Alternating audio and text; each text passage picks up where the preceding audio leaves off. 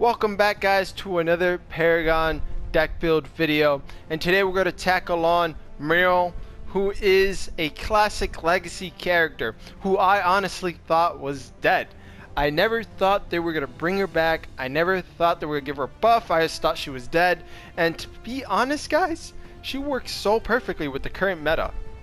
I don't know how I feel about it when Muriel's on my team, because with my experience it hasn't been very well, but when I play her, guys, I just find her fun. She's really fun. She feels up to date, and I feel like she supports really well with the current characters in the game, like Terra. When she's coming out for support and you need to bring out those shields, works so perfectly with her, especially with your carry when you're in the dual lane. I just feel like Muriel fits in so well.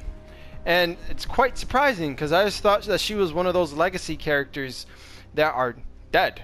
Just like, which saddens me to say, just like Greystone, who's right now is not the best character to play in Paragon. And Muriel has came from the ashes and she's being played, guys. And I have a deck build today that's probably gonna make you guys play some Muriel right after watching this video. So without any further ado, we're going to jump right into the deck build. So guys, for this deck build, I decided to go growth in order because you are being a support. Your goal is to support everybody on your team. So there's no need for you to be doing damage, no need for you to be getting massive health regen. All you have to do is to be tanky and to have as much mana regen as you can so you can bust out your moves to save your teammates. And that's what this deck does, guys. So without further ado, I'm gonna go right into the cards. So first we have Lamp Lighter, because wards are an important part of being a support, guys, and I've been reading your comments and I have been working on using more wards, and that's why I have two wards in this deck, one for mid game and late and one for early game. So Lamp Lighter is your early game.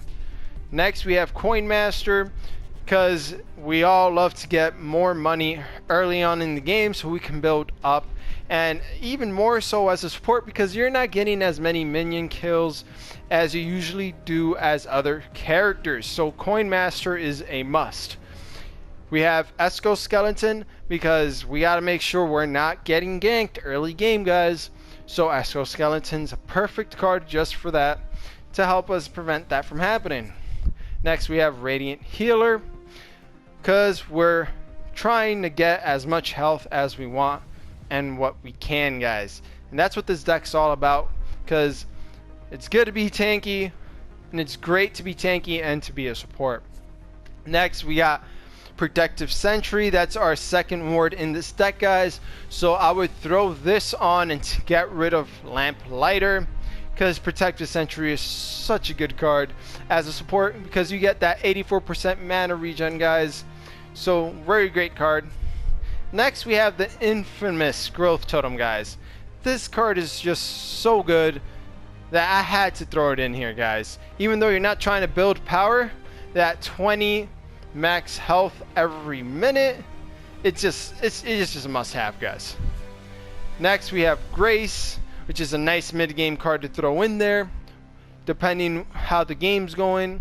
Merlic's Prayer is such a great support card as well, guys, because you're healing all your nearby allies. So it's a great card, and it adds basic armor as well.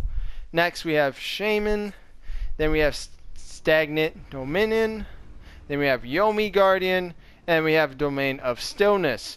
Now, guys, for your endgame cards, it could be any one of these four. You can have 2 and Growth Totem. That's what I would recommend, but it also all depends how the match is going. If you're already tanky enough and you're going really late game, I'll get rid of Growth Totem and throw in something else. But it all depends on your play style and who you're going against, guys. So keep that in mind. I just prefer having Domain of Stillness, just because you can stasis yourself for a couple of seconds and buy yourself some time, and also take some hits for your carry, because you got to keep in mind you got that awesome ult that lets you teleport to any ally. So if you can stasis and take a couple hits so your carry can get away and you can ult away, Domain is such a great endgame card. Also it adds power and that max mana and that mana regen. That's just great card not to have.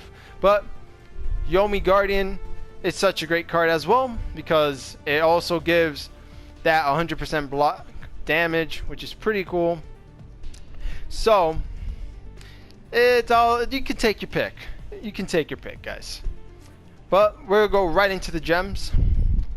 And for this deck, guys, we only have 2 gems in Vitality, which is Healing Towers. We have Mana Reactor. Then for Intellect, we have Auto Shields, Experienced, Mana Fountain, and Spell Shield.